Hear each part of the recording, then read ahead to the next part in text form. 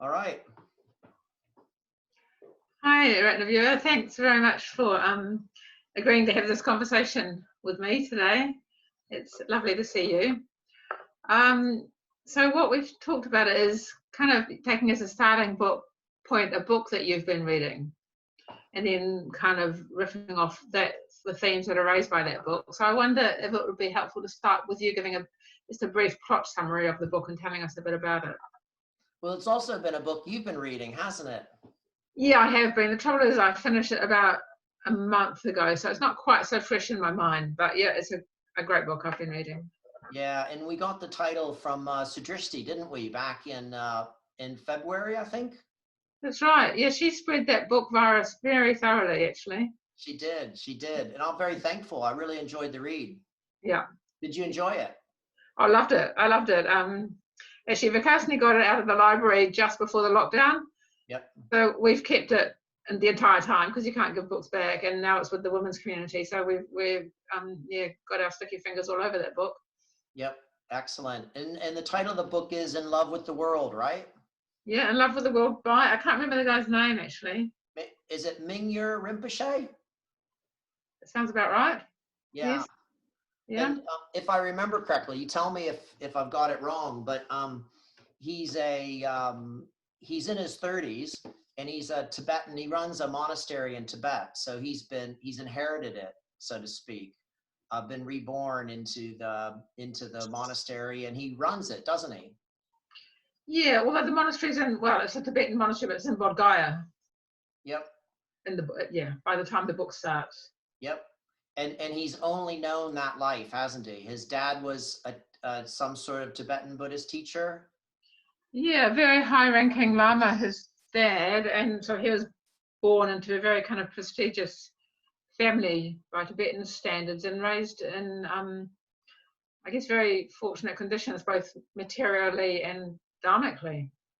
Yep. Yep. And was clearly a very gifted child right from the start, but Yep. very fortunate conditions for someone leading a spiritual life. Yep. And then at one point he decided he was going to have a 3-year, 3-month, 3-day retreat. Yeah, he realized that he talked in there a bit about the tradition of going on solitary retreats in his tradition, and how in ancient days actually you went on retreat not into a peaceful place but actually into the community. And he realized that his life had become so comfortable, both in the sense of material comforts but in the sense of being respected, adored, sheltered from the difficulties of living in India that most people experience, and that in some way was inhibiting his spiritual growth. So he decided to really go forth and do a retreat in the streets of India. Yeah. And having been on the streets of India myself, I can kind of empathize with how, challenging that would be for someone who'd led such a sheltered life in some ways. Yeah. And it is challenging, isn't it? Yeah. I think what struck him to start with was the dirt, the noise, and the thing I found really interesting was he was still wearing his robes, but he didn't, in the first few hours of his journey, he didn't get any of the respect that he was so used to. And he was really honest about how disturbing that was. Yeah. Yeah. Did you respond to that part, or were there other bits about the start of his journey that really spoke to you? I think I responded to his honesty.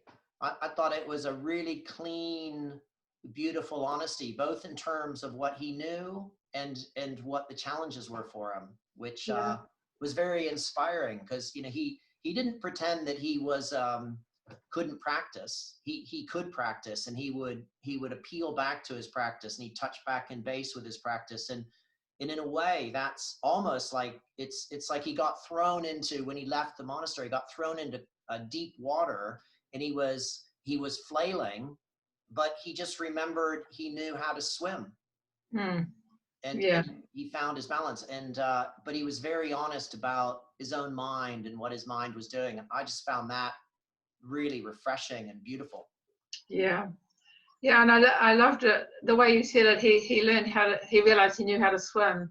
And yet even when he kind of realized he could swim amongst all this confusion and anxiety, it still wasn't fun, but at least he knew he was swimming. It was still painful and a real assault on his senses and his sense of himself. But he was confident in his practice, and that made all the difference. Yeah. Yeah. But you didn't find the story completely just unilaterally inspiring, did you? Yeah, I don't. There's no really giving the game away in the story because it's all in the dust jacket. But yeah, he does have an intense, almost death experience in which his practice really shines through, and he emerges alive and a very different person, which was very impressive. And it left me aware that he could do that because of his decades of training, like since he was 5 years old. And being aware of my own kind of, I guess, the relative lack of training that I've had compared with what he'd had, and the relative lack of actual practice and guidance. I mean, relative, I'm saying that word really carefully because I've had a lot of practice and guidance, but not in the way that he had. So I ended the book feeling somewhat demoralized. But you made a point about that. You made a point about the differences of the practice traditions, and you used the word singularity, which, yeah, puzzled me. I don't know what you meant. Yeah, it probably wasn't the best word, was it? But I guess for me, I thought that his experience was singular and unique to him. It was going forth from a monastery as a monk, as a monk whose whole life had been based around practice, into a world where that practice wasn't as respected, like the robe wasn't as respected, where he had to struggle with things he'd never struggled with before, like sleeping in more uncertain accommodations. I mean, there's that one point where he's got the option of sleeping on the train platform, but instead he decides to sleep in a B&B, not a B&B, but like, a shared dorm under there. And he's very honest about kind of overcoming the things that he can overcome at the speed he can overcome them. But it did feel a bit like that was just kind of like his journey from the known to the unknown. And I think our journey within Triratna is very different, because as individualists coming from Western culture, we almost have to move from individualism to collaboration. So our journey is maybe a different journey than his. We're not having to leave a rigid monastic lifestyle. We're having to overcome the distinction between monasticism and non-monasticism, the lay monastic divide. But Sangharakshita was encouraging us to overcome that. So I didn't take his story to be something that I necessarily wanted to mimic or follow in my own life, because I just realized I could never do that. But maybe for me, a similar journey going forth is to come into collaboration with others. And I do think that Sangharakshita's message to the order was one of collaboration rather than individualism or individual aspiration. It's not that he discounted that. He's very clear that developmental model was one that he proposed and advocated and even favored over some of the other models of development. But he also very much created an order in which we're a community first. So are you kind of saying the challenge for us in the West, at least, one of the challenges is to go beyond our individual, private lives where we've got relative comfort. We make choices around what we can have and what we can do, and we avoid the discomfort of more collective-based decision making around what needs to be done or how one should live. Yeah, I think my greatest lessons have been learned in communication and collaboration with others, and it continues to be the case that's where I really grow spiritually, you know, and maybe that's the territory that I fear going into, whereas he played a definite role within an organism of sorts, you know, and he had to escape from that very kind of formal religious format. Yeah, that's an interesting way of looking at it. I mean, I guess I was coming at it from another angle, partly because I was reading this book at the very start, well, just before and at the very start of this lockdown period, when the world felt very chaotic and uncertain, and I felt very disorientated and anxious. Can you hear that saw in the background? No. There was a saw in the background here. We've got, I'm afraid my neighbors, it's probably me rather than you, Vajrajyoti. No, it's me. That was me. You might have one too. Okay. Just shut the windows. Okay, yeah, because my neighbors are constantly building and making. I've got a neighbor who's amazing. He's so capable and phenomenally capable, and he's constantly building. So. Okay. Yeah, so I was just talking about the how disconcerting the rearrangement of the whole way of living was for me at the beginning of this lockdown period, and how that it seemed like I was thrown into something that this author deliberately chose. I mean, different scales, of course, but a sense of confusion and anxiety. So but listening to you now, I'm getting actually that every time I'm in a meeting, and say, for example, and trying to come to a collective decision in which my will is being thwarted, that's another experience of going beyond the world I want to live in. Yep. A smaller experience, and one I can usually work with quite well, but still an experience of what I want, which is a comfortable, peaceful, predictable world, is being thwarted by someone or something else. Yep. And there's a bit of me that really thinks that the future that we're building is going to be a collaborative one. The future we're building in Tibet now, or more? Well, I think in Triratna to begin with. I think you start with the people around you first. Yeah. And then I think you expand from there. But I think the future, just in more general terms, I think of as a collab. You know, it's a pure land.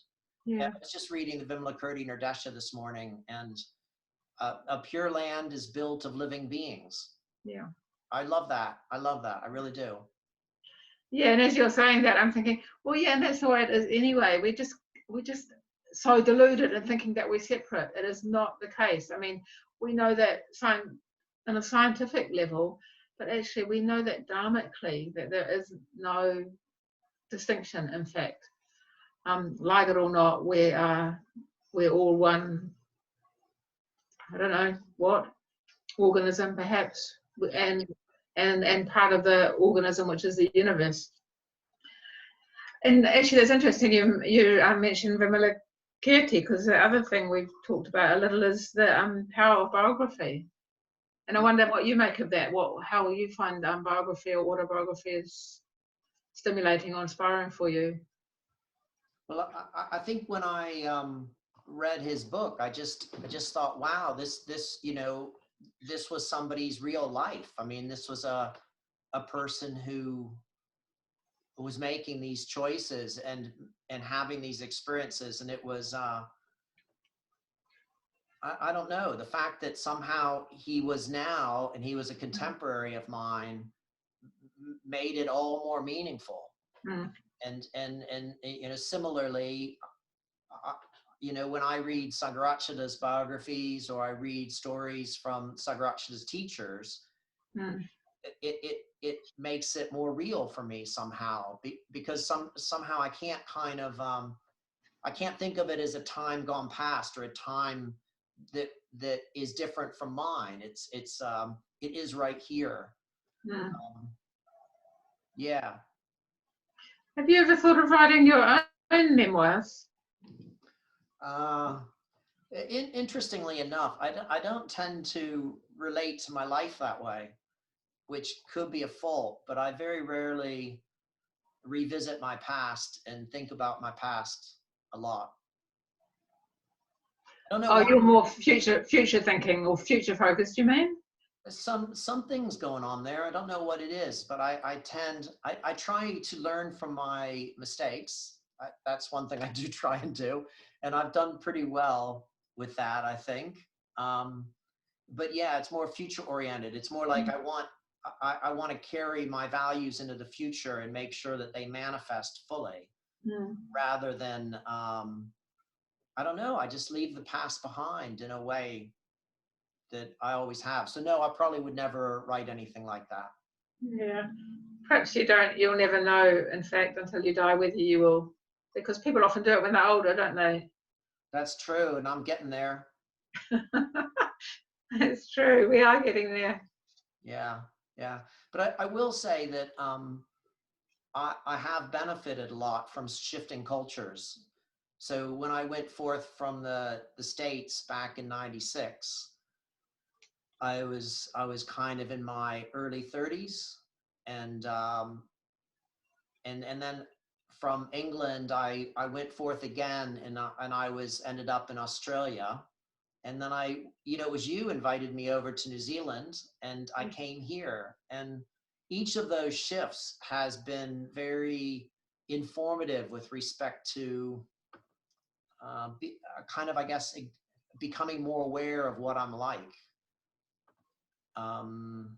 Yeah, and I look forward to going back to States sometime, because I'd really like to go back and find out, have the American pulled out of me in a way, or that's not the right way to say it, to have the American that's left and comes back kind of highlighted or brought forth. Almost so that you know how much is left. Yeah. And understand it more fully, understand the American temperament by having, or the American culture by having left and come back. But I can never, I left so long ago that I won't come back to what I left. What I left is no longer existing. It's a whole new place, a whole new world. Yeah, it sure is a whole new world within a whole new world, in fact. Hey, I think this may be long enough, Ratnavyuha. It's been very lovely to speak to you. Yeah, thanks for chatting, and look forward to seeing you in person soon. Yeah, tomorrow, in fact. Well, that won't be in person, though. No, it'll be like this. See ya.